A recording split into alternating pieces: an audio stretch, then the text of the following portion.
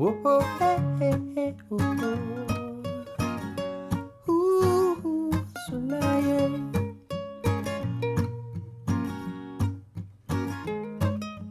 Hey, hey, what's with you today?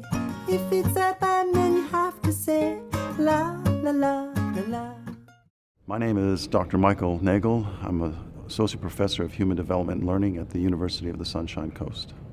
The opportunity to come into a session like this and work with educators and people who work with children, I think is just fantastic.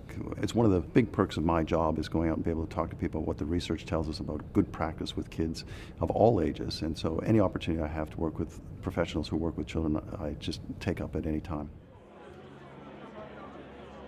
Good morning and welcome.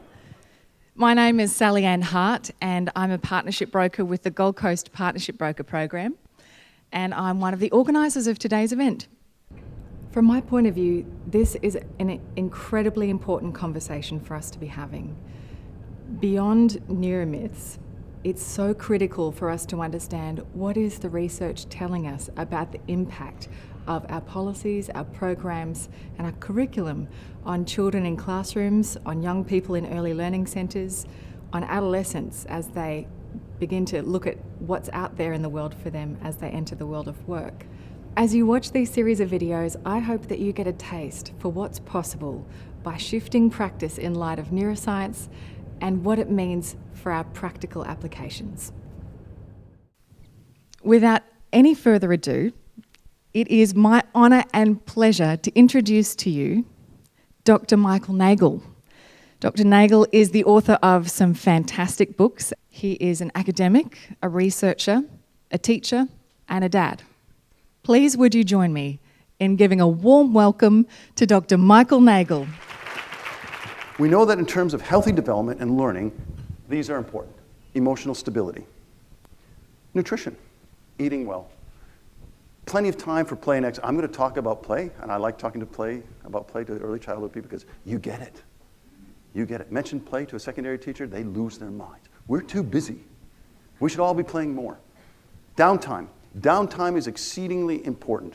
The human brain in the early stages of life and through adolescence, it takes up a lot of the energy of the body. Much of what is ingested goes here because it's changing and developing.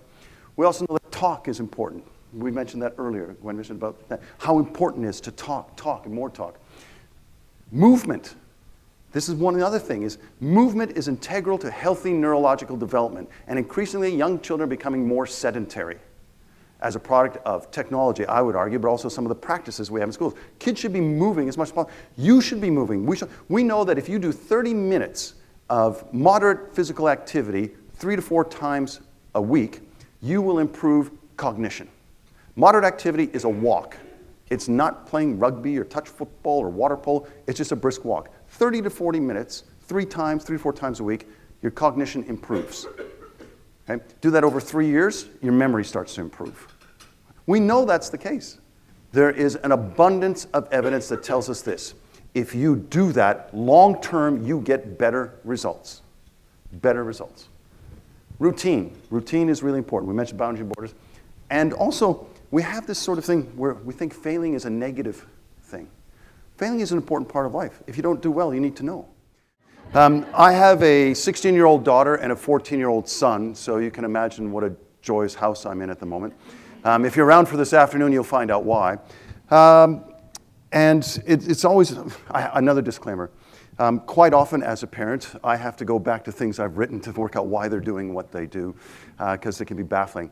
But you folks, again, I have such admiration for early childhood people because you get it. And I have respect because you do what kids do, young kids. You have a unique way of extraordinarily experiencing the ordinary. Well, when you listen to Michael, be prepared to be surprised and also be prepared to have fun because it was really good to hear him, and the way he engages with the audience is exactly the way we should be engaging with our students as well. So that was pretty significant.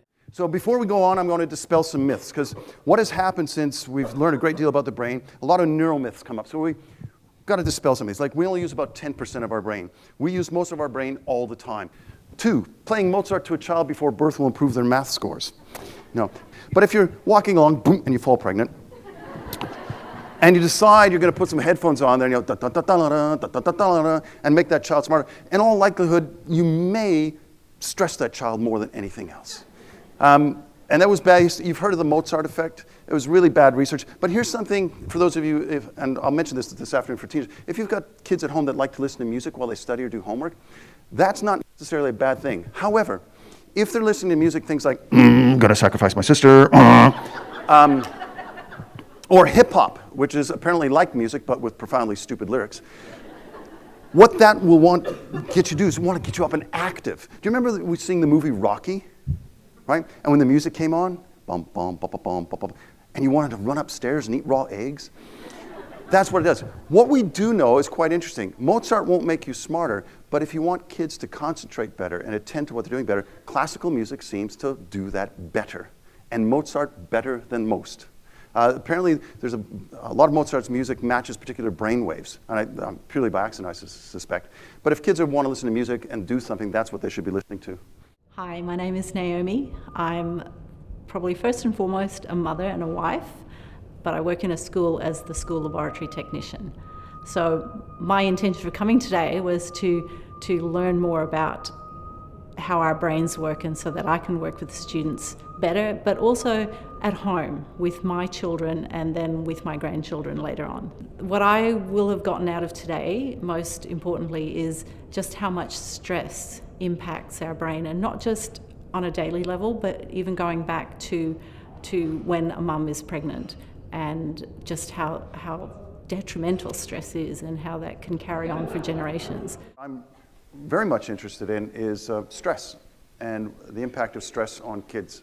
I do like to talk about this because, as I said here, a lot of the evidence that's available says that stress might be the single greatest negative contributor to development. And as I mentioned earlier, the World Health Organization says in a few short months' time, that's going to be the #1 killer on the planet. It's tragic because most illnesses are stress-related, cardiac problems, all those types of things. So let's talk about stress a little bit. How many of you are stressed? Really? Right now, at this moment? Boy, I'm not feeling very good about myself. Let's try this again. Remember, it's all about me feeling good. How many of you feeling stressed right now? 1. We won't worry about you. So let's start at the very beginning, okay? Before we look at, I want to start by talking a little bit about epigenetics, because I think it's really important that you understand the notion of epigenetics and about stress. Epigenetics is a really interesting science. It's a science of looking at how different things from the environment can change gene patterns and gene markers. If a mother is carrying a child and that child is female, it's quite possible if mother's in a high toxically stressful environment that she might not only pass that stress onto her child, but also onto her grandchildren. You see, because if that child is female, then that child is already producing ovum in utero. And so we have studies that tell us that mothers who are in war-torn countries, things that are happening like in Syria and other parts of the world, or those that are in detention centers, whatever you want to call them, as refugees, might be passing stress-related markers in the genetic pattern on not only to their children, but future generations. Right? We know that's the case. Right? And we also know it's interesting enough, researchers at Rockefeller University have found this case with, you can do this with males as well. Because before conception, you can change the genetic markers for stress and gene patterns in male sperm if men are in chronically stressful environments, because sperm is in a reproductive cycle as well. And so by doing that, you can change. So if one of the things that researchers are talking about, particularly in the United States, is if soldiers are coming back from fighting for extended periods of time, which is a highly stressful environment, they should probably not try to have children for some time until their bodily systems revert back to homeostasis, to normal.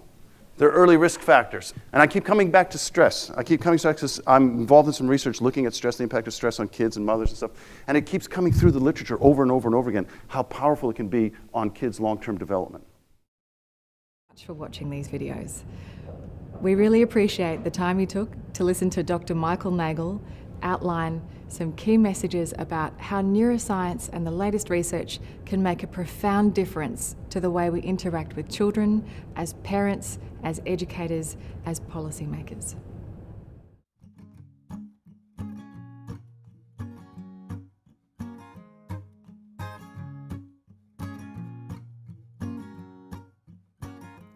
oh, oh, hey, hey, hey, oh,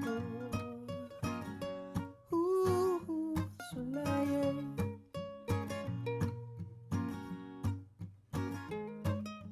Hey, hey, what's with you today?